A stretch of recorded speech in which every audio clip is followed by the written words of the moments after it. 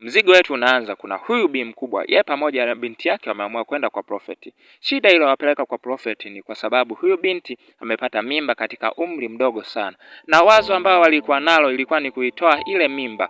Lakini walivyofika kwa Prophet anawaambia huyu binti hatakiwi kuitoa hii mimba, wala hata mimba ambayo itakuja mbeleni hatakiwi kuitoa, kwa sababu endapo atafanya hivyo itakuwa ndio mwisho wa maisha yake. Aisee, ni hatari sana. Mkubwa akawa anasema amefikia sasa umri wa kuolewa, kwa sababu kama aliweza kuruhusu miguu yake ifunuliwe na mwanaume, basi hata kuolewa imefikia wakati wa yeye kuolewa. Haya, tuondoke twende nyumbani. Prophet akasema hebu niachie huyu binti kidogo na mazungumzo naye. Sawa, haina shida Prophet, nitakuwa nakusubiri hapo nje. Alivyokuwa anatoka bi mkubwa, Prophet ikabidi amuulize, binti yangu, nini kimetokea? Najua utaenda kwa marafiki zako, baada ya hapa watakushauri na watakushauri uitoe hiyo mimba, ila nakwambia usiitoe hiyo mimba. Prophet, unajua mimi simpendi yule. Umpendi vipi? Na ulimruhusu akakupa mimba? Yaani ni ushawishi tu wa marafiki zangu, walinishawishi kuwa ni kitu kizuri, nami nikajikuta nimeshawishika. Sawa, ulishawishika, ila kinyume na hapo, hiyo mimba ukitoa utakufa hakika. Unaweza ukaenda. Alipofika nje akamkuta bi mkubwa akiwa anamsubiri. Bi mkubwa anamwambia njoo, twende, ingia kwenye gari haraka. Bi mkubwa anamwambia hivi, kuomba kwako msamaha unafikiri kutabadilisha chochote? Hakuna kitu kinachobadilika. Hebu ingia kwenye gari. Mzigo unaitwa The Long Way Home. Twende pamoja mtazamaji.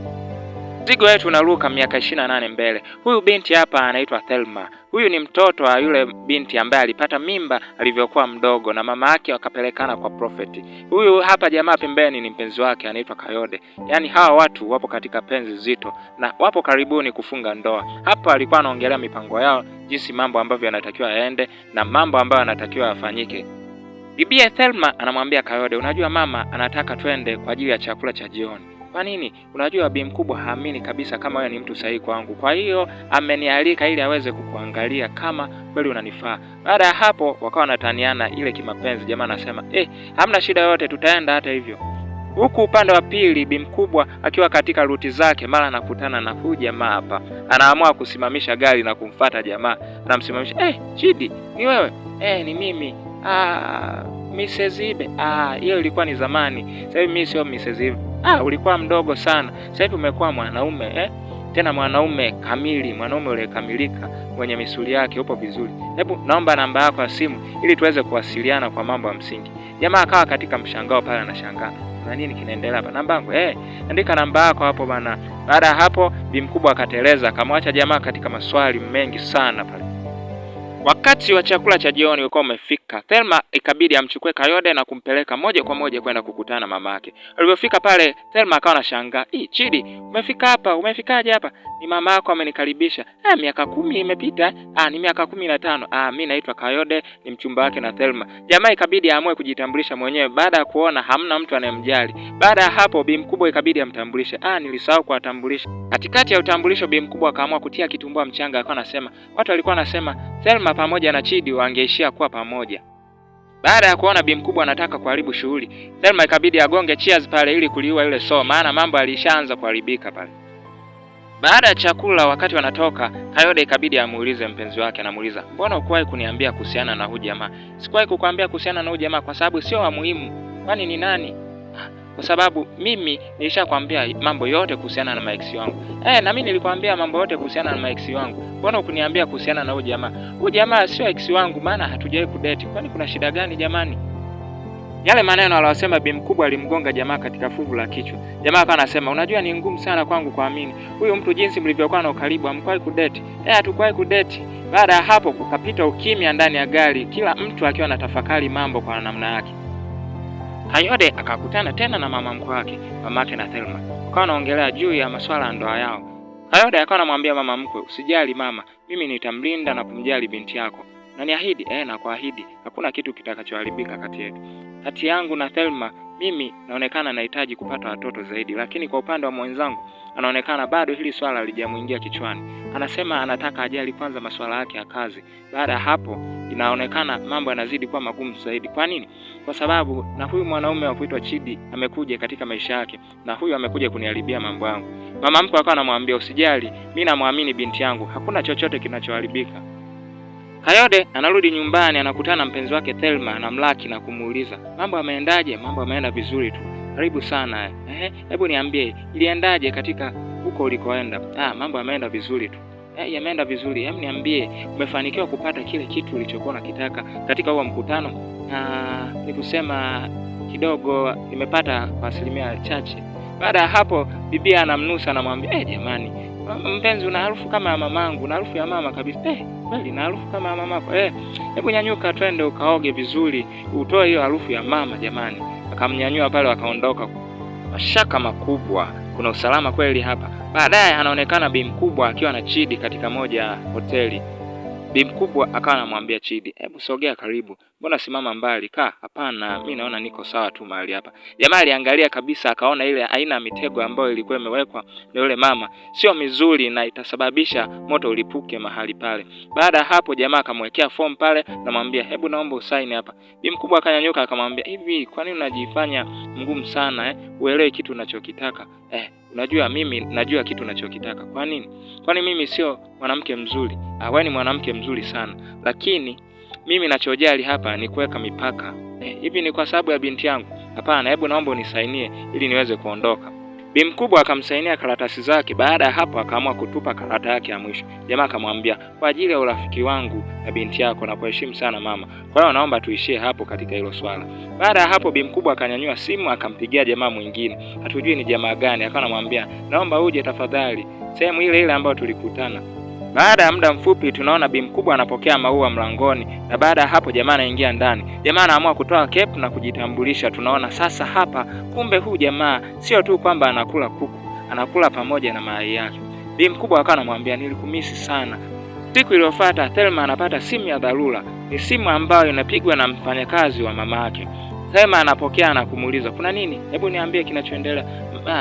Madam hayuko sawa. Madam ameanguka asubuhi. Ameanguka? Kuna nini kimetokea? Nimempeleka hospitali. Tafadhali hebu njoo uweze kumwangalia. Thelma akaondoka akiwa na wasiwasi sana. Baada hapo alimtafuta mpenzi wake. Akaenda moja kwa moja mpaka hospitali ili kuweza kujua kile kitu kilichokuwa kinaendelea huko. Baada ya kufika akaulizia chumba ambacho mama yake amelazwa. Akapewa maelekezo, moja kwa moja akaenda mpaka chumbani kwa mama yake. Alipofika chumbani kwa mama yake akamkuta mama yake akiwa katika hali ya kawaida. Ikabidi amuulize, mama, kuna kitu gani kimetokea? Mbona sielewi? Hata mimi mwanangu sielewi. Najishangaa tu, sipo sawa. Sipo sawa. Sijui kuna nini kinaendelea na mimi. Baada ya hapo daktari akaja. Daktari alipofika ikabidi amuulize, kuna kitu gani kinaendelea? Hebu niambie sababu ya mamangu kuanguka. Kuna kitu gani kinaendelea? Majibu yametoka hapa. Ni mazuri, anaonekana na mimba ya wiki 12. Mimba?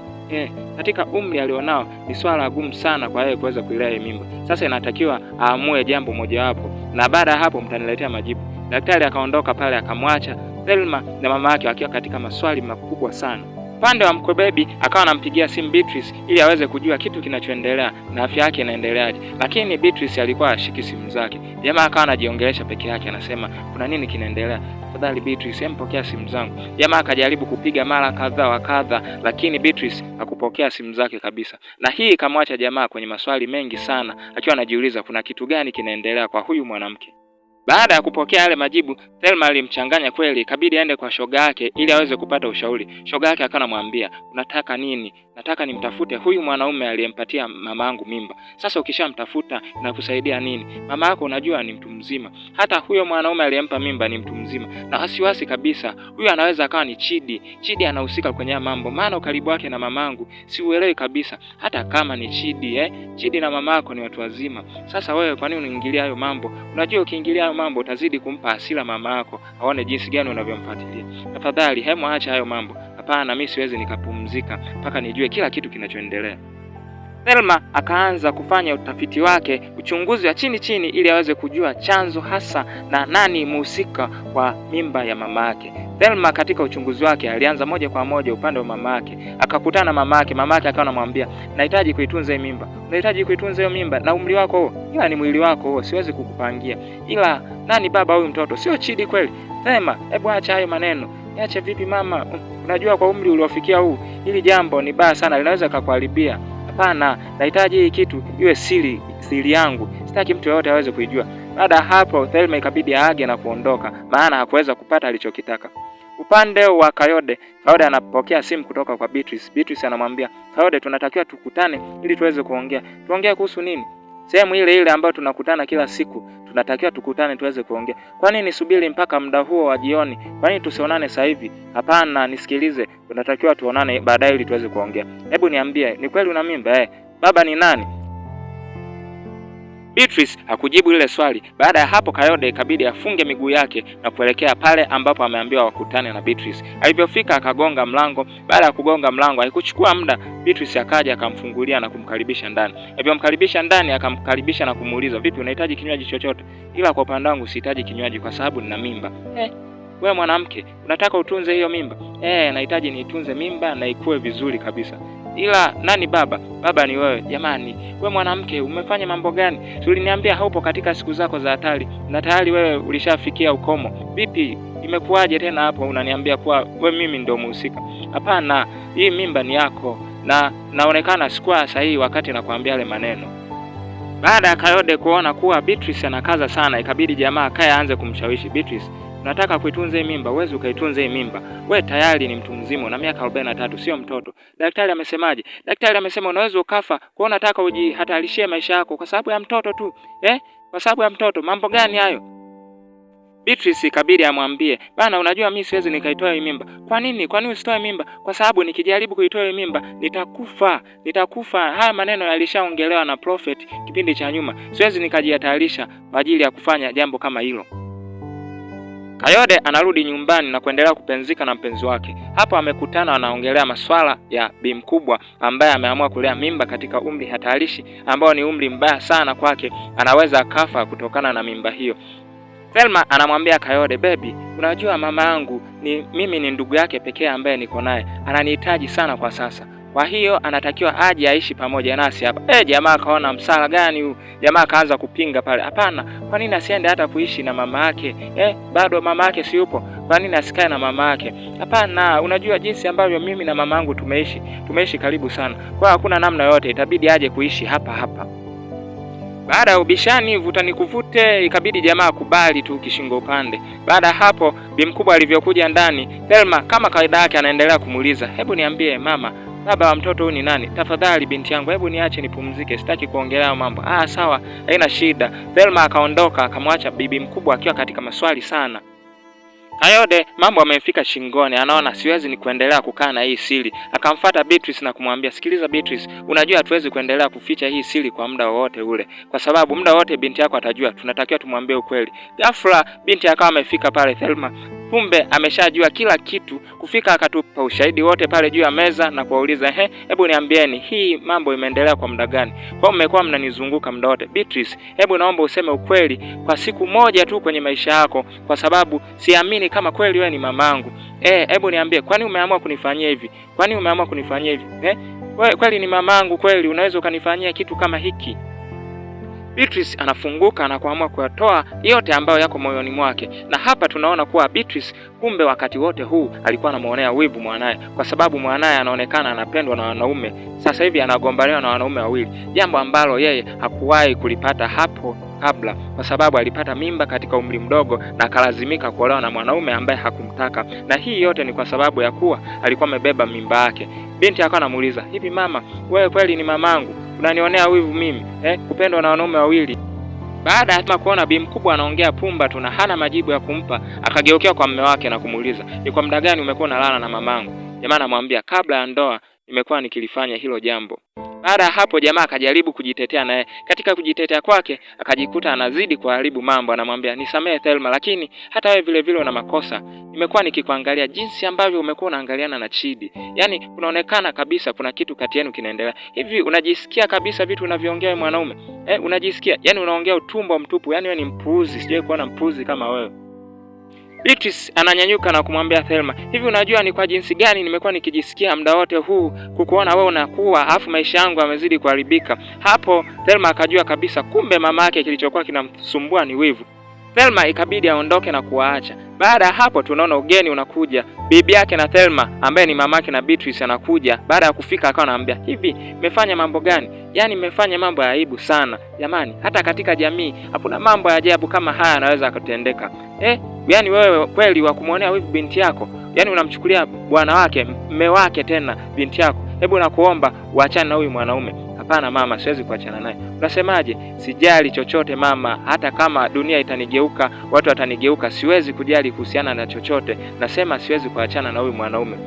Bi mkubwa naye anasema, kwa kuwa umeamua kufanya hili jambo, sahau chochote, hakuna pesa, hakuna magari, kila kitu kisahau. Baada hapo tunamwona Kayode anaamua kwenda kwa Thelma ili aweze kuongea naye. Thelma alikuwa amehamia kwa rafiki yake.